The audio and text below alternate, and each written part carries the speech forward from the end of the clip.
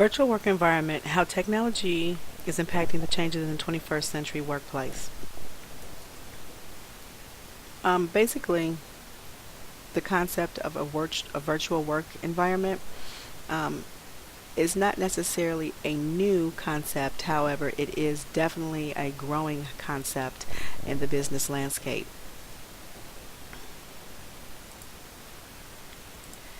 Um, some of the things I wanted to discuss was like basically defining the virtual work environment, traditional work versus virtual work, working virtually, identifying the various types of virtual work, virtual workplace communication tools, online collaboration and editing tools, pros and cons of working virtually, and the impact of virtual work environment on the business landscape. What is a virtual environment? A virtual work environment is a workplace that doesn't have a physical location. It's not located in any one um, brick and mortar. It's not bound by brick and mortar or any geographical location. Virtual work in many instances is done in whole or part via electronic communication. It requires little to no daily face-to-face contact with coworkers and or supervisors, requires technologies such as telephones, internet tools, and computers, creates a work environment without geographical boundaries. Then you have the traditional work versus virtual work. Traditional work encompasses recruiting and utilizing employees at one location only. You can communicate face to face and brainstorming. Work hours are fixed, like a fixed schedule from 9 to 5, and work is limited to the workplace. And in a virtual work, the companies can recruit employees in any geographical location to support their projects. They can communicate via telephone, email chat, video web conferencing, instant messaging, blogs, social networking. There's flexible work hours available, and the work can be performed from any location online. Working virtually in today's world, this is just some statistical information in regards to how working virtually has impacted the business landscape. Um, about 35% of collaborative work is usually conducted today virtually rather than face to face. Over 63% of employee work time is spent communicating and collaborating, and 50% of work is accomplished away from desk. About 43% of small to mid-sized businesses considered a fully virtual workplace to deal with the 2008 economy. More than two-thirds of employees in the U.S. have worked virtually, and nearly one-half of these employees telecommute on a weekly basis. About 91% of employees agree working virtually saves their company time and money, and as of July 2007, telecommuting virtual work environments had increased by 72%. Companies that offer a virtual work environment. There are a lot of companies that do offer a virtual work environment. Nortel being one. They produced reliable and media-rich secure communications from a virtual work environment. Accenture, they are a 129,000 employee organization, and they have many branches, but no physical location.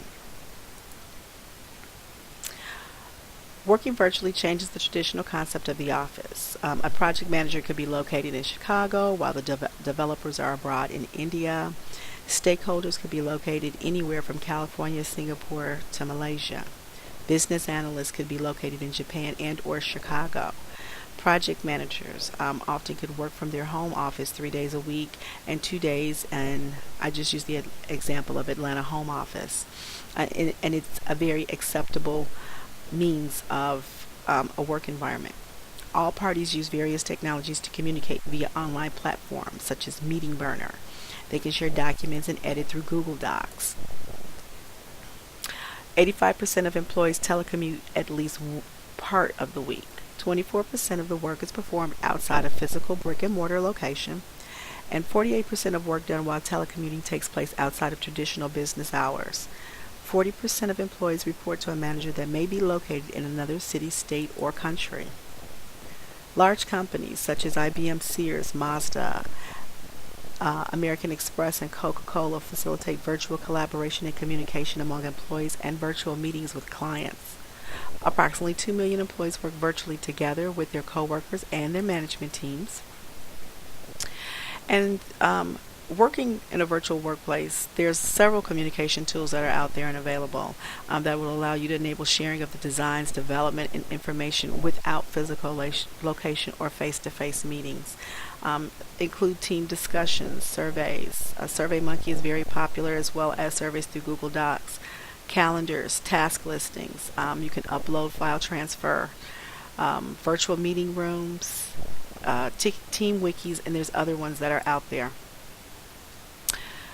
Some of the common tools that are used in a virtual work environment would be conference calls, Meeting Burner, NetMeeting, WebEx, VPNs, which are virtual private networks, the use of Skype, telepresence, IM, social networking, Adobe Connect, WebCT, blogs, SharePoint. Several online editing tools available. Again, I mentioned earlier Google Docs, Microsoft Office suites, wikis, emails, Acrobat, sticky notes, comment on hard copy. With any virtual or work environment, there are pros and cons. Some of the pros are employees' focus shifts from time results to increased productivity.